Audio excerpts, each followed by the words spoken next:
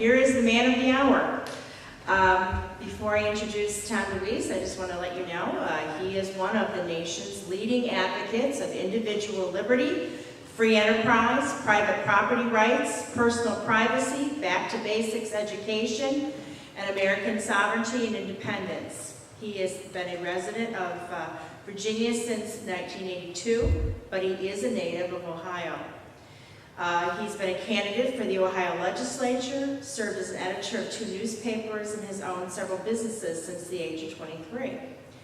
He was listed in the Outstanding Young Man of America in 1981, and in 1982 he was added to the National Registry of Who's Who. He has appeared on a number of national programs, including Fox News, The Michael Reagan Show, and has been quoted in the New York Times, the Wall Street Journal, and the Washington Post. He is one of the first to voice concern about the radical agenda of the environmental movement and to question its motives.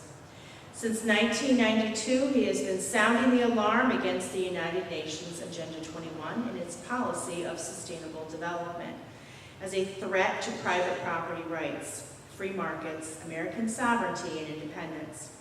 For over 45 years, Tom DeWeese has been a businessman, a grassroots activist, a writer, and a publisher. As such, he has always advocated a firm belief in man's need to keep moving forward while protecting our constitutionally guaranteed rights. Tom DeWeese is currently the president of the American Policy Center, and I bring you the man, Tom DeWeese. Thank you.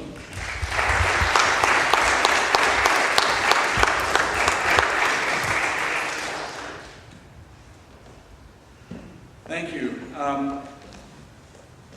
Let me start out by asking everybody to stand up.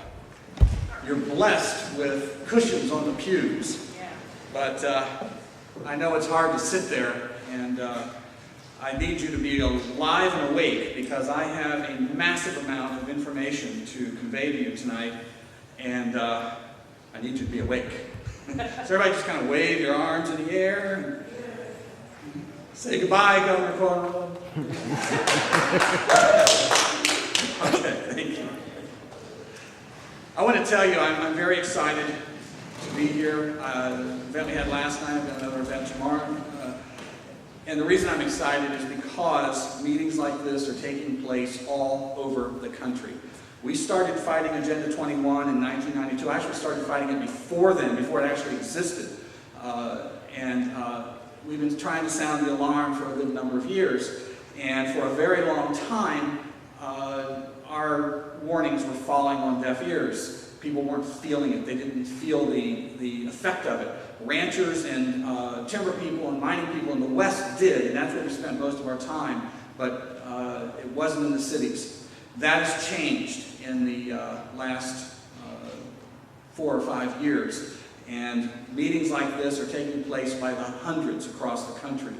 And everybody people who leave these meetings have become some of our fiercest fighters. And that's why I'm very excited, I'm very positive, even though it's a massive issue, even though new people who get into this fight think this thing is huge, it's already so far and implemented, how can we possibly do anything about it? And I'm standing there saying, we're fighting, we've got a foothold, we're moving forward. They're baby steps, but we're starting to move. And that never happened before, so I'm a very happy camper as we begin to build a cadre of people to fight this thing. Now, I know that there are those of you here tonight who've heard of Agenda 21 and you know of its threat.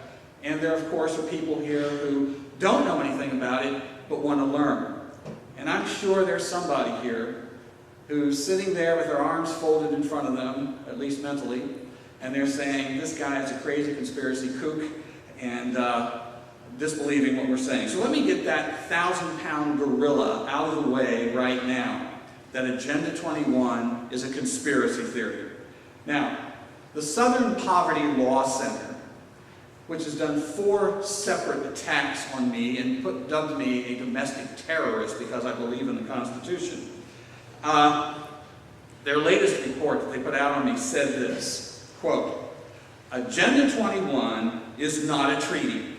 It has no force of law, no enforcement mechanisms, no penalties, and no significant funding. It is not even a top-down recommendation, seeking instead to encourage communities around the world to come up with their own solutions to overpopulation, pollution, poverty, and resource depletion. It is a feel-good guide that cannot force anyone anywhere to do anything at all. Golly.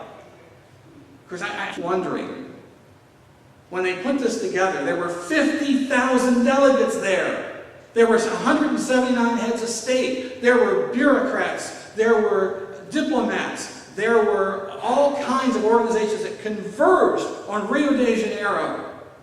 For what? Can't do anything at all? Why were they there?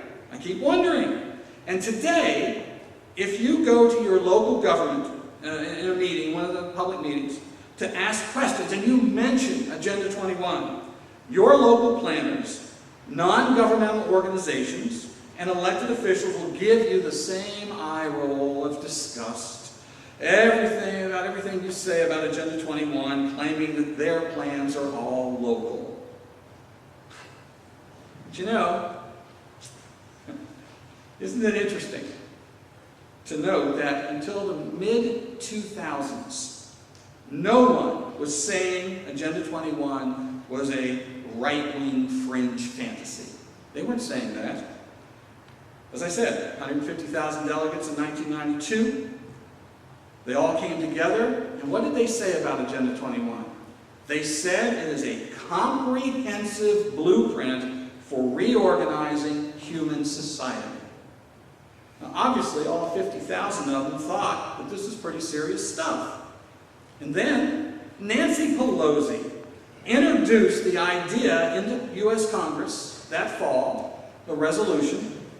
And as she introduced it, I've got the video, by the way, C-SPAN video on my website, AmericanPolicy.org. You can see this. As she introduced it, what did she say? Agenda 21 is a comprehensive blueprint. The UN, in 1993, in one of its own publications, described Agenda 21 like this, quote, Agenda 21 proposes an array of actions which are intended to be implemented by every person on earth. It calls for specific changes in the activities of all people. Effective execution of Agenda 21 will require a profound reorientation of all humans unlike anything the world has ever experienced. Now let me see. The Southern Poverty Law Center says it's just a feel-good document. They need to get together. In 1994, the American Planning Association, one of the largest and most respected planning groups in the nation, and they are in every single community practically in this country, putting these plans together. They put out a newsletter. It was for their Upper California, Northern California members. And they said in this newsletter from 1994 that Agenda 21 is a comprehensive blueprint. In 1997, the United States issued a 70-page report to the United Nations on the progress the U.S. was making to implement Agenda 21. I've got the document right here with me. In 1998, the Federal Register issued a report on the EPA's Challenge Grant Program. That report says, quote, the EPA's Challenge Grant Program is also implementation of Agenda 21. And in 2011, the EPA issued a revised report entitled History of Sustainability, and it was written to detail how the EPA policy on sustainability was developed. And it mentioned several different documents and programs. The fifth item on that report is Agenda 21, and it called it a comprehensive process of planning and action to attain sustainability. And on it went. All about Agenda 21, the blueprint, the plan, the consensus, the direction for changing how people live. Here was the plan for the 21st century, the agenda for the 21st century. They were very proud of it. In fact, It wasn't until the mid-2000s that such pride started to change to denial and charges of conspiracy theories. Why? What happened? That's when I and others started to get a foothold to reveal the truth about Agenda 21 and sound the alarm bells. And a few years later, the result of that was thousands of Americans across the country began to stand up and ask questions. Suddenly, the sustainable development movement became hard-pressed to remember anything about this. Never heard of it, went the cry. In fact, the entire environmental movement, officials in government, planning groups, and NGOs went suddenly dumb. Now, where have we seen such a unified dumbness in recent months? Remember late last year, when videos suddenly appeared showing an arrogant little twerp named Jonathan Gruber telling his audiences that the way they got Obamacare through Congress was because of the stupidity of the American people? Lack of transparency, he smugly stated, is a huge political advantage. It was hysterical to watch. When those Obamacare-related videos caused a sensation across the country, remember the response from Nancy Pelosi and Harry Reid and Barack Obama? Never heard of him. He had no official capacity. Yet, Nancy Pelosi had introduced him as a key expert on the Obamacare plan. He had been to the White House over 40 times, and they paid him 7 figures to guide it through. Well, that same tactic has been used by the Agenda 21 crowd for years against us. There is no plan, they tell us. Just some old ideas from a meaningless document. So, in the mid-2000s, as we began to start to score some victories against Agenda 21, some communities began to stop some of the plans. The other side panicked. They had controlled the issue for so long, they didn't know what to do when we started to expose them. So they launched attacks against us, all designed to discredit us. The American Planning Association worked to retrain its planners and how to deal with us. They were removing the use of common words to describe it. And I've joked many times that if they keep it up, they're going to start having to do their presentations in sign language because they won't have any words left as they try to hide what they're doing. They set up a myths and facts section on their website, boldly claiming that the American Planning Association has no connection with Agenda 21. There's a planner from the city of Seattle. His name is J. Gary Lawrence, and he was an advisor to Bill Clinton's Council on Sustainable Development. He told his fellow planners this, quote, participating in a UN-advocated planning process would very likely bring out many right-wing conspiracy groups who would actively work to defeat any elected official undertaking local Agenda 21. So we will call our process something else, such as comprehensive planning, growth management, or smart growth. You know, it's interesting.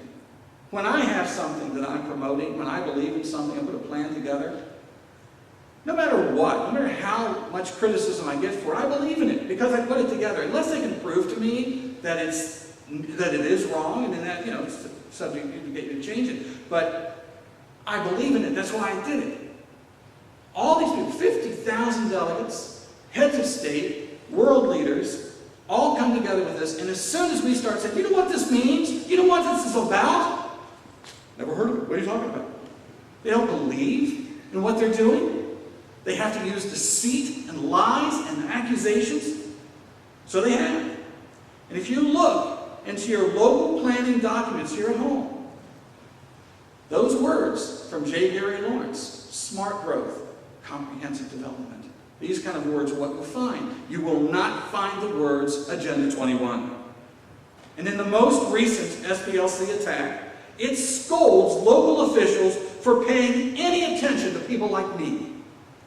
In complete exasperation, The SPLC demanded that the business community, the Chamber of Commerce, local governments, and the news media stop reporting, this is a quote, stop reporting on Agenda 21 as if it were a bona fide controversy.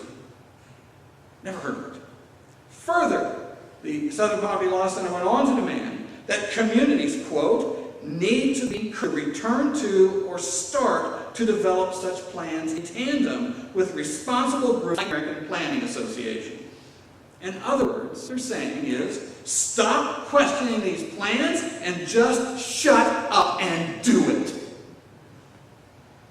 And you have to ask yourself, what plan?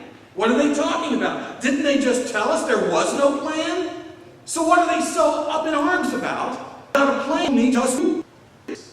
Agenda 21 certainly does exist. And it is being enforced at every level of our government. Now, it is true that Agenda 21 is not a treaty. It is not a law. The proper term of Agenda 21 is soft law. Well, that means that it is true that the plan in itself has no enforcement capability. And it is true, this is my favorite accusation, they tell us there are no blue-helmeted troops at City Hall. Not yet, anyway. They don't need blue-helmeted troops at City Hall because they have non-governmental organizations, private organizations, 501c3 groups with their own personal private agenda. And let me tell you something. Calling somebody an NGO isn't just because they're an organization. NGO is an official category in the Charter of the United Nations. Non-governmental organizations are given basically equal status to representatives from countries. They call them civil society. And in fact, they want to do away with the Security Council, and they want to create a civil society committee. And so the Sierra Club, the Nature Conservancy, and these organizations are your representatives, according to the United Nations. That's where they want to head with this reorganization of the UN. You didn't pay your membership dues to the Sierra Club, then how do you choose who represents you? So, let me just say, why is a threat? And how did it get into your community? To understand the true threat of Agenda 21, you must first understand that it is not an environmental policy or just a good idea for planning future development for communities. That's the excuse they use. You know, they use